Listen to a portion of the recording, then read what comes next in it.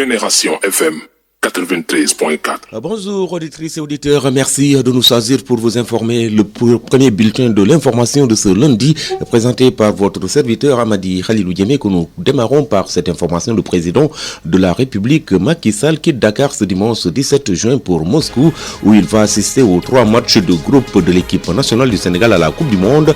Selon un communiqué de la présidence, le chef de l'État va s'absenter 15 jours du pays puisqu'il sera de retour après le sommet de l'Union africaine à Nouakchott le 2 juillet prochain. Au cours de son séjour, le président Macky Sall assistera au premier match de l'équipe nationale de football le 19 juin 2018 à Moscou. Il aura également un entretien bilatéral avec son homologue russe, le président Vladimir Poutine. Le chef de l'État fera ensuite un séjour privé au Maroc et prendra part le 29 juin au Forum international d'Assila, où il présentera une communication sur l'intégration africaine. Le président Macky Sall participera également au sommet de l'Union africaine les 1er et 2 juillet à Nouakchott, peut-on lire dans le communiqué du pôle communication de la présidence. Le premier ministre Boun Abdallah Dionne assurera justement ce remplacement du président au niveau du pays. Le ministre du Tourisme Mame Mbaye Niang retrouve son poste plus d'une semaine après sa démission. Selon le journal LAS qui donne l'information, il sera à son bureau ce lundi après qu'il a accepté le rejet par Macky Sall de sa démission pour convenance personnelle. Cité dans l'affaire Prodac, le ministre du Tourisme avait rendu le tablier dimanche dernier. Le soir, il a été reçu par le chef de l'État qui a rejeté sa décision. Auparavant, le premier ministre Mohamed Boun Abdallah Dionne s'est rendu à son domicile pour lui faire entendre raison sans succès.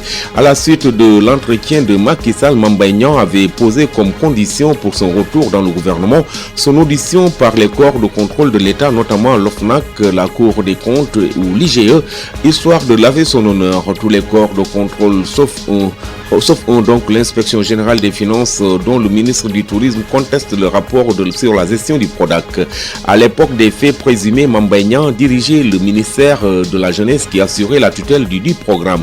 Et puis le gouvernement du Sénégal a réagi plusieurs heures après le meurtre d'un Sénégalais d'une cinquantaine d'années, du nom d'Hassane Diallo à Milan, c'est justement en Italie. Le ministère des Affaires étrangères a dans un communiqué parvenu à notre rédaction vivement condamné l'assassinat de notre compatriote et appelé les autorités italiennes à prendre des mesures fortes pour protéger les ressortissants sénégalais résidant dans leur pays.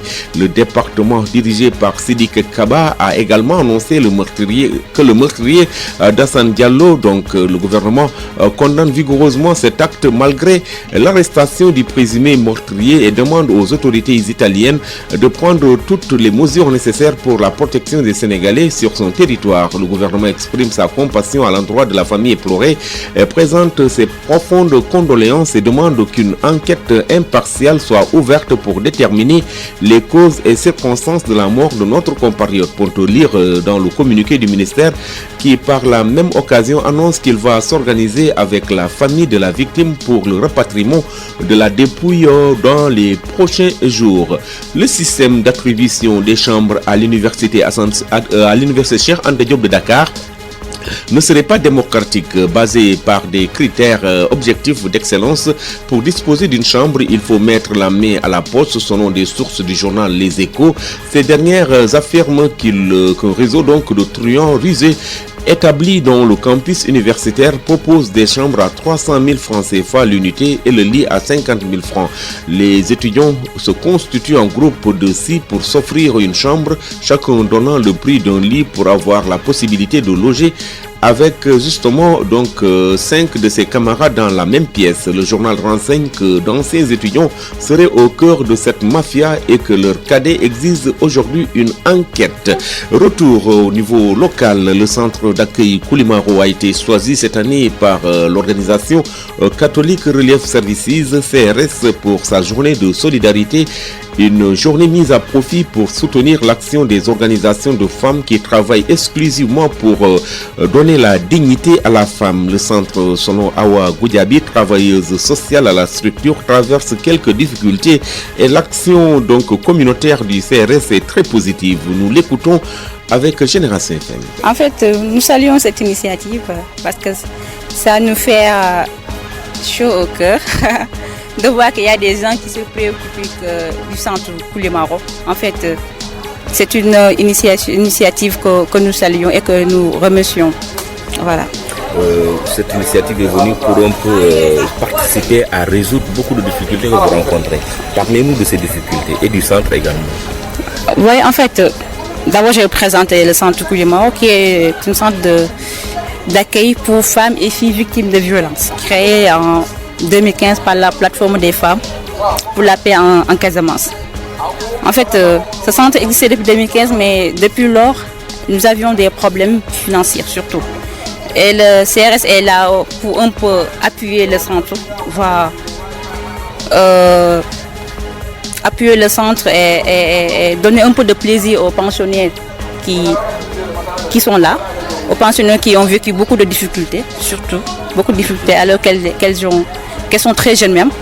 Le CRS est venu pour un peu les amener le plaisir, voilà, les choyer, et c'est quelque chose de bien pour eux.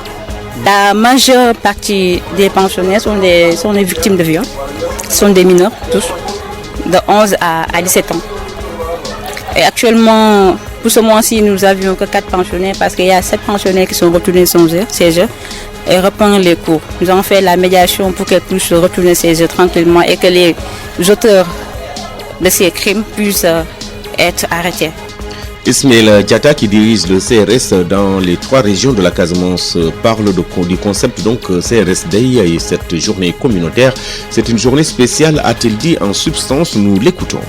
Le concept, c'est que CRS fête ses 75 ans. Et CRS est dans plus de 100 pays. On est au Sénégal depuis 1960. On travaille pour les communautés, on travaille pour les plus démunis, les plus vulnérables. Aujourd'hui, donc, c'est pour nous une journée, l'occasion pour nous d'accompagner les populations avec une journée où on va passer une journée chez les communautés, nous impliquer avec les communautés, nous sentir davantage dans les communautés et partager aussi la vie des communautés. Donc pour nous, c'est l'occasion aussi de voir en réalité comment les communautés vivent, et c'est pour cela que le centre Koulimaro a été choisi. Parce que pourquoi? Ici c'est un centre où on recueille des enfants, parce que c'est des filles qui ont eu des violences,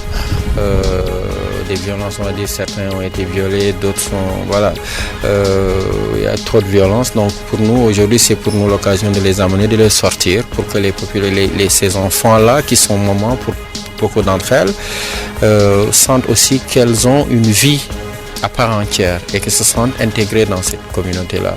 Donc c'est pour cela qu'ils ont été choisis. On a fait une sortie à Djibélor où les enfants ont bien apprécié. C'est des enfants mamans, mais elles ont bien apprécié aussi cette visite avec les accompagnants. Et donc pour nous, c'est l'occasion aussi pour nous, le staff de CRS aussi, d'avoir une journée pour nous, parce que c'est difficile avec le travail qu'on fait, d'être au moins là. Et ça a été une très belle occasion. La question du développement harmonieux de la localité du Essing, zone de la commune de Niassia, préoccupe les filles et fils de cette partie du département de Ziguinchor. La génération 72 de cette zone territoire géographique a convié à la réflexion autour de la question justement du développement et invité la chambre de commerce de Ziguinchor. Il s'agit, selon le président de la génération 72 de Essing, de soulever les préoccupations qui plombent le développement de cette localité. Nestor Niafouna, il s'appelle, nous l'écoutons. Aujourd'hui, nous avons choisi cette parce que depuis qu'on a créé notre association, nous avons voulu hériter en GIE ou association. Et voilà, on avait un peu du mal à savoir exactement c'est quoi un GIE et c'est quoi une association. C'est voilà pourquoi nous avons jugé nécessaire d'en discuter, de trouver quelqu'un, un expert qui pourra nous orienter par rapport à ces deux sujets. Voilà, notre collègue Mamadou Lamine Sagna, qui est à Ziguinchor, a eu à voir avec le secrétaire général du conseil de la chambre de commerce. Lui en a parlé et il a répondu favorablement. Et voilà pourquoi la journée aujourd'hui, nous sommes tous là avec le secrétaire général de la chambre de commerce, qu'il puisse nous localiser, nous donner un canevas par rapport à nos besoins. Cela démontre justement votre engagement à porter le développement de votre localité. Franchement, voilà, c'est surtout ça. Nous voulons dire aux gens qu'à nous seuls, c'est vrai, bon, on aurait besoin aussi d'un appui de quiconque qui pourrait nous appuyer, mais n'attendons rien de l'État. Avec nous, on pourra aller on pourra développer notre secteur. Demandons à tout le monde de venir à notre aide, nous aider physiquement, moralement, nous aider financièrement, afin qu'on puisse aller de l'avant. Quels sont aujourd'hui les problèmes qui plombent un peu le développement de votre localité aujourd'hui? Nous vivons dans une zone où il y a une insécurité totale. Des fois, il y a où on a des lieux où on pouvait aller trouver des moyens financiers, de l'argent, mais l'insécurité ne nous permet pas d'y aller. C'est surtout un cas qui nous repousse à aller de l'avant. Mais souhaitons que peut-être on gagnera la paix, que puisse développer comme on le veut notre secteur. Pas d'électricité, il n'y a pas de courant. C'est surtout ça, on voit que si quelqu'un pouvait faire de maraîchage, il a un problème d'eau, d'électricité, pas d'électricité, et on voit que le courant est au-dessus de notre toit, que vraiment, franchement, on est déçu quand on voit un village environnant qui ont du courant, sauf notre milieu. La Chambre de commerce de Ziguinchor, représentée par son secrétaire général, a apprécié cette démarche révolutionnaire des populations de Sine. Bassamba Diédiou, secrétaire général de la Chambre de commerce que nous écoutons. Je suis, c'est vrai, aujourd'hui à Djalan dans Essine, où nous avons trouvé une génération qu'ils appellent Génération 72. C'est des gens qui sont en train de réfléchir pour mener des activités dans le sens de développer localité. Aujourd'hui, l'échange s'est tourné sur le thème est-ce qu'il faut faire un GIE ou une association. On était en train de leur expliquer la relation qui existait entre un GIE et une association. En résumé, on leur a fait comprendre que ce n'est pas deux notions qui sont opposées. Le GIE, c'est vrai qu'aujourd'hui, c'est l'union, l'association de personnes.